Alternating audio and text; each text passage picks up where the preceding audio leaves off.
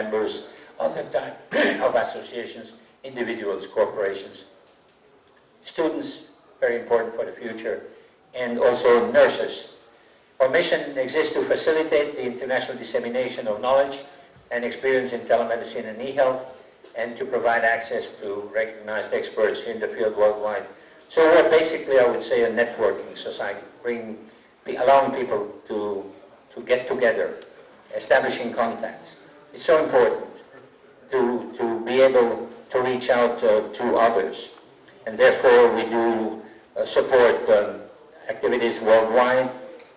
We are basically an umbrella for national telemedicine associations, as I said.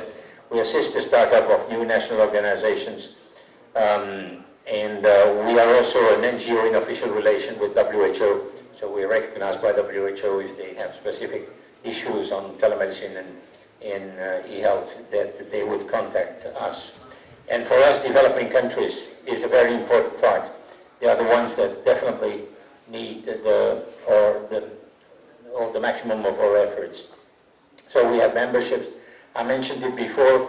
Councils is what we hope will develop.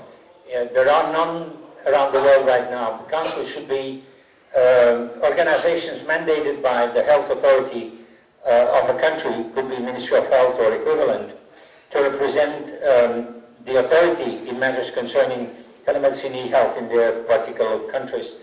It's a little bit based on the idea, you know, in each country you have the councils for HIV/AIDS. Well, we hope that in each country, beyond associations and that, but also in a pool together with the authorities and the players, the actors, that a council can be created that then can end up in practical decision making at political level. Let's not forget that all this is politically loaded, and we need the support of the authorities. So here is, for the moment, the world map. So besides the 39 national associations, we have now a total of 68 countries that are represented through one or the other membership in the ISFTEH. And we keep the relationship with all these other international organizations. Another important part in the ISFTEH is the working groups. Education is a very important part, because we need to reach out and give the opportunity to people to learn through our system. Students is also a very well working group. The nurses as well. Nurses are the food troops. There are thousands and thousands, not to say hundreds of thousands of nurses. They are the persons that quite often are closest to the patients. And the ICN, the International Council of Nursing in Geneva, counts also members from 133 countries. And now they have started also since 2 years an official tele-nursing network program officially within the structure of that organization. Open source is also an important working group, and I can announce that we are about to start a working group on e-health economics, and you will hear later on today at another session by Professor Mars the presentation around economics in e-health, which also is very important to the future. Excuse me. Then a quick word about our annual event. You may have heard about it. Meditel in Luxembourg is going to be the 10th edition, and now coming up in April 2012.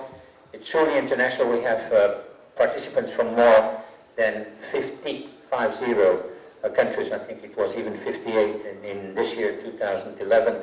So it's important that all these people gather and exchange their views, learn also for the presentations. There are more than 200 that are made during the 3 days.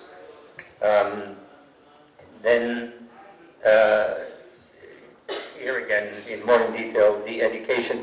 There I'd like to point out, on the website of Meditel, you'll find a section that we've created, Knowledge Resource Center. In there, open access, you find all the presentations since 2002, the abstracts and the PowerPoints.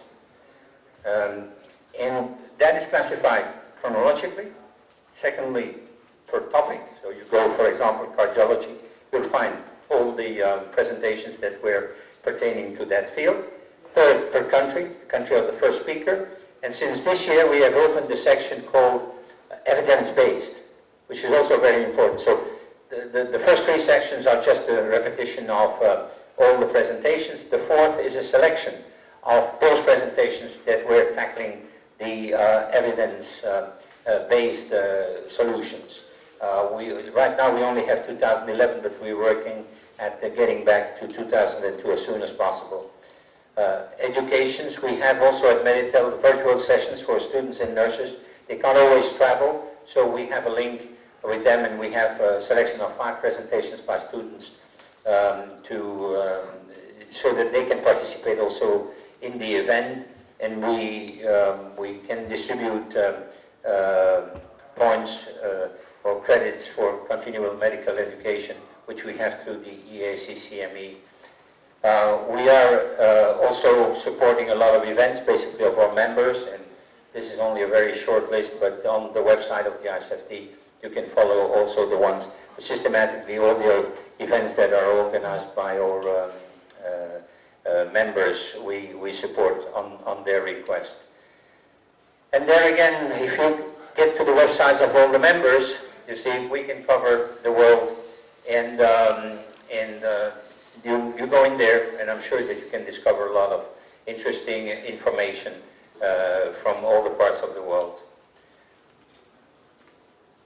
So in conclusion, I'd say what we have implemented, the Knowledge Resource Center, as I mentioned, basic training courses in telemedicine and e-health, which falls from the working group education. We're starting an electronic telemedicine and e-health journal beginning of next year. We support the events all over the world, as we said, CMEs, and we promote research and participation on e-health in developed countries. There is an award grant cooperation with the European Commission. There are going to be a selection of 3, where the European Commission pays for a presentation from developing countries, where the European Commission pays travel, accommodation, and registration, and then also the open source. So the role of ICFT is highly valuable as to their ability to provide quality expertise and advice, to mobilize specific resources, and to validate the reliability and efficiency of telemedicine e-health, especially in low resources countries. Thank you very much.